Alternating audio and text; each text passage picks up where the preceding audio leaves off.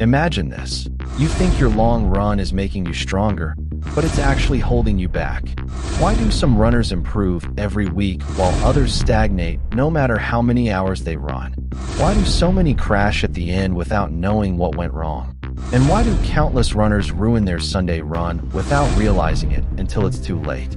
Today, you're going to discover the silent mistakes that destroy your progress. And the worst part is, almost everyone makes them. If any of them sound familiar, don't worry. You can fix them right now. Mistake 1. Starting too fast. It sounds obvious, but almost everyone does it. You head out full of energy, feeling light, glancing at your watch and getting excited. And in that moment, you've already ruined the entire long run. Why? Because when you push early, you burn through your reserves too soon. Your body switches fuel sources without you noticing, fatigue builds up, and everything that follows stops building endurance. You think you're training strength, but you're actually training how to burn out faster. The runners who truly improve do the opposite. They start slower than they'd like. They let the body find rhythm naturally. And only when everything feels stable, they gently increase the pace. That's how they finish with quality, not survival. If the start feels too easy, that means you're doing it right.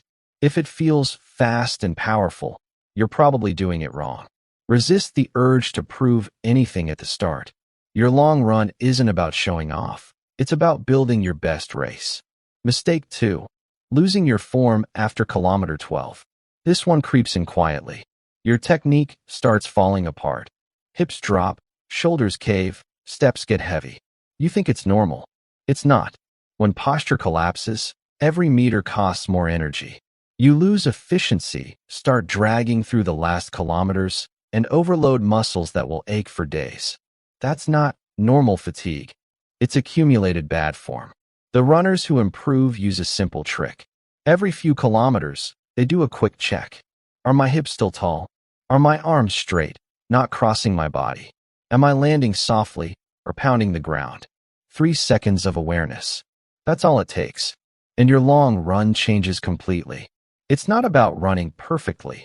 It's about preventing fatigue from turning you into a slower, sloppier version of yourself. Holding good form when you're tired is what makes you stronger and what prepares you for race day. Mistake 3. No pace variation. Many runners think long runs must be flat, even, always at the same pace. That feels safe, but it kills progress. When all your long runs are identical, your body stops adapting. You stop improving endurance, efficiency, and your ability to hold pace under fatigue. That's why smart runners add small variations.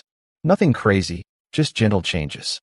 A few seconds faster for a stretch, then back to base pace. Or finish a bit stronger, controlled, no sprint. These subtle shifts wake up your body without ruining the session. Instead of just collecting kilometers, you train how to respond to fatigue. You train how to stay calm when your legs scream. You train for race day. If you always do the same thing, your body learns not to change. And if you never vary your long runs, your progress freezes. Just a couple of pace adjustments can transform your level. And yes, you'll feel it. Mistake 4. Not eating or hydrating. A classic. Many runners say, I can handle it. And they do, but at the cost of ruining the session. When you don't take in fuel, your body drains its reserves too fast.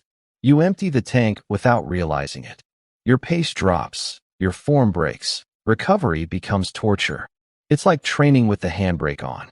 The runners who improve don't wait to feel thirsty or hungry. They plan ahead. Every 35 to 40 minutes, they take a small dose of energy.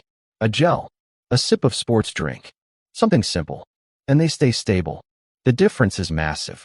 Without fuel, you finish feeling crushed. With fuel, you finish tired, but strong, complete, and ready to train again tomorrow. It's not about being less tough. It's about being smart. Because a long run without energy doesn't build, it breaks. Mistake 5. Wrong terrain. Another silent killer. Many runners do every long run on hard asphalt, week after week, then wonder why pain appears. Asphalt is fast, yes, but it punishes every joint. The smart runners mix it up. One day pack dirt, another day asphalt, another on soft trail. That rotation saves tendons, protects knees, and lets you accumulate miles without paying the price. A simple rule: if you're training for a half or full marathon, you need some asphalt, but not all of it. Blend in softer terrain so your legs stay alive by race day. Terrain affects more than muscles. It affects your form, your rhythm, your efficiency, even your long-term health. Choose the right surface, and you become more resilient. Choose the wrong one, and you're slowing yourself down without knowing it. Mistake 6. Running without purpose. This one's subtle, but deadly. Many runners go out for their long run because it's on the plan. They run 90 minutes just because it's scheduled, but they don't know why. And without purpose, progress fades. Runners who improve know exactly what each long run is for. Sometimes it's to build endurance. Sometimes it's to hold form under fatigue. Sometimes it's to improve running economy and efficiency. 3 different goals, 3 different adaptations. But if you always do the same thing, you just log empty miles. Your long run can be a powerful workout, or just a long stroll with no real effect. Decide before you go. Endurance? Fatigue tolerance? Better technique under pressure? When your long run has a clear goal, your progress accelerates. When it doesn't, it stalls. Mistake 7. Recovering badly. This one happens the moment you stop your watch. And yes, you can ruin everything here too. Many finish, shower quickly, grab whatever food, and move on like nothing happened. That neglect kills the adaptation you just worked for. After a long run, your body is empty. It needs fuel, minerals, and gentle movement to release tension, and most runners give it none. The smart ones follow a simple protocol. Eat something within the first 20 minutes. Real food with carbs and protein. Drink water with electrolytes. Do a few minutes of light mobility. And if possible, rest a bit more that day. The difference? Some recover fast and come back strong. Others drag fatigue all week, get injured easily, and feel stuck no matter how hard they train. Training doesn't end when you stop the watch. It ends when your body recovers well. Fail here, and you fail everywhere else. Those minutes after your long run are what turn effort into real progress. And there's one more mistake, the one almost no one sees. You train, sweat, and push hard, but you never watch yourself run. No feedback, no improvement. It's like trying to tune an instrument without listening to it. You don't notice if your posture collapses, if you overstride, if your arms cross, if your cadence drops when tired. You just keep running, hoping everything fixes itself. The runners who improve do something simple. They record a few seconds, 2 angles, that's all. And in those clips, they find what would have taken months to realize.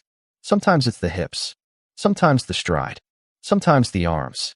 Tiny adjustments that completely change your efficiency and speed. You don't need a full analysis. Just look, fix the obvious, recheck, repeat. That habit turns every long run into intelligent training. Without it, you're just stacking miles without knowing what you're really building. If you truly want to improve, start watching yourself. How you run matters.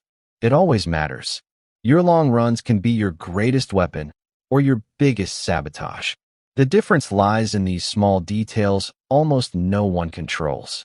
Refine them, and you'll feel a real change in your legs, your rhythm, and your confidence. It's not about running more, it's about running better. And every small adjustment counts.